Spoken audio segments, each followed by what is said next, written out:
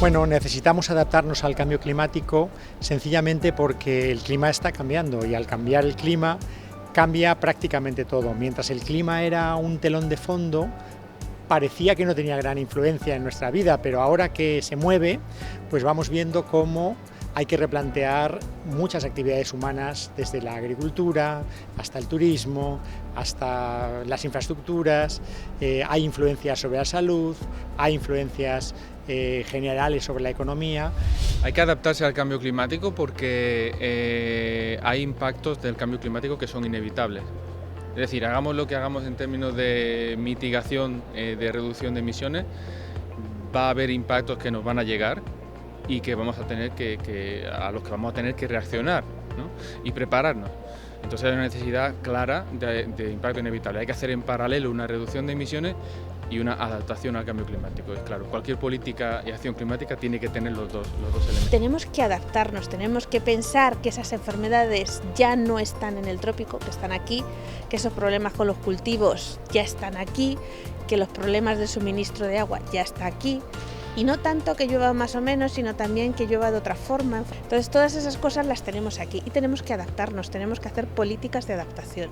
Como especie nos tenemos que adaptar, porque las condiciones en las que vamos a vivir van a ser distintas, va a afectar al sector del agua, va a haber más o menos disponibilidad de agua para todo, para la vida, para la agricultura, para los otros sectores económicos como el turismo, que en España afecta bastante. Pues todos comemos, todos necesitamos un sistema que produzca alimentos sanos en un mundo donde el clima está cambiando y concretamente nosotros en España vamos a empezar a ver menos agua, el precio de la energía seguirá subiendo y algunos cultivos incluso no podrán producirse pues porque con más temperatura no van a poder salir esos cultivos adelante.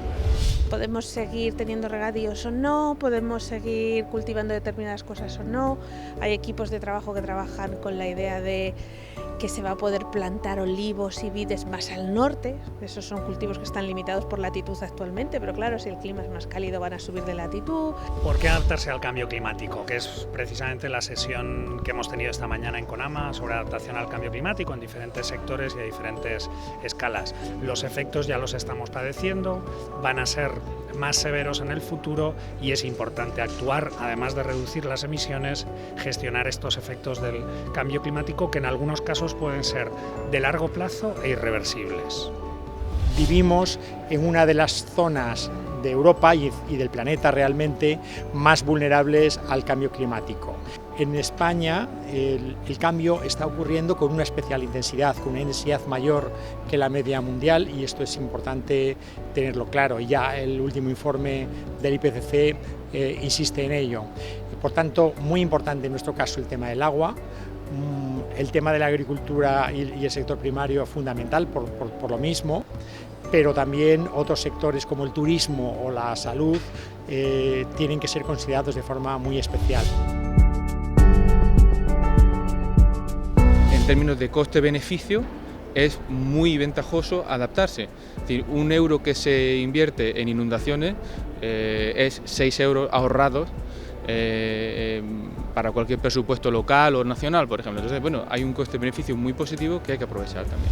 Por tanto, adaptación y mitigación no son dos opciones independientes, sino que son dos estrategias complementarias y además con muchas sinergias. Hay que seguir insistiendo en la necesidad de la mitigación, en la necesidad de reducir las emisiones de gases de efecto invernadero, porque al final, si no logramos frenar el proceso, nuestra capacidad adaptativa se va a ver superada muy rápidamente.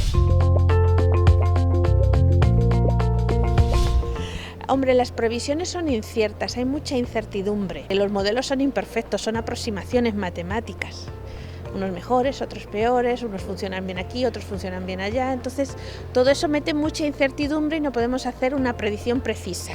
Pero la incertidumbre no significa, pues como no lo sé, no hago nada. No, es que dentro de esa incertidumbre sí sabemos que en términos generales hay un aumento de temperatura, hay un cambio en el régimen pluviométrico, hay más sucesos extremos, hay subida del nivel del mar, todo eso está ahí. Las medidas de adaptación dependen realmente mucho del sector en el que estamos, el sector que estamos adaptando, ¿no? Nosotros de la Comisión Europea y en muchos ámbitos tratamos de obtener sinergias, medidas que no solamente tratan de resolver problemas del cambio climático, sino que pueden resolver al mismo tiempo y con el mismo coste otros problemas graves de la humanidad, por ejemplo, los Objetivos de Desarrollo Sostenible. Hay muchas medidas de adaptación que tienen que ver con soluciones basadas en la naturaleza, con la protección de la biodiversidad.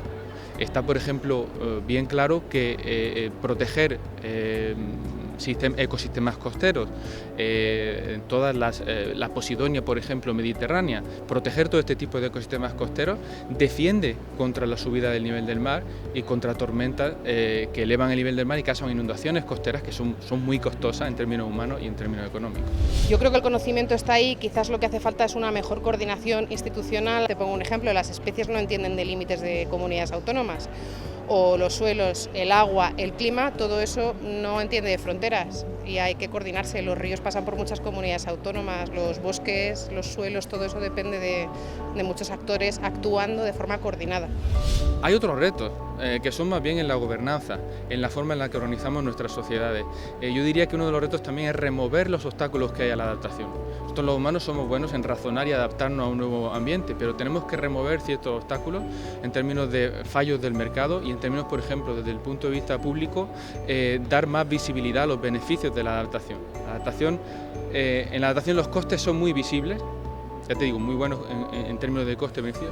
Los costes son visibles, pero los beneficios a veces son difusos y menos visibles. Y eso es un problema que tenemos que afrontar desde la sensibilización, la información y poner valorizar los beneficios que traen, ¿no? Iniciativas recientes están sugiriendo que el sector privado no solo sea transparente con respecto a las emisiones que genera y al CO2 que emite en sus actividades económicas y empresariales, sino que también incorporen la perspectiva de los riesgos del cambio climático, cómo puede afectar a esas actividades económicas. El proceso del cambio climático lamentablemente continúa. Hay partes de este proceso que ya son inevitables y por lo tanto tenemos que adaptarnos a estos cambios en los que ya estamos inmersos.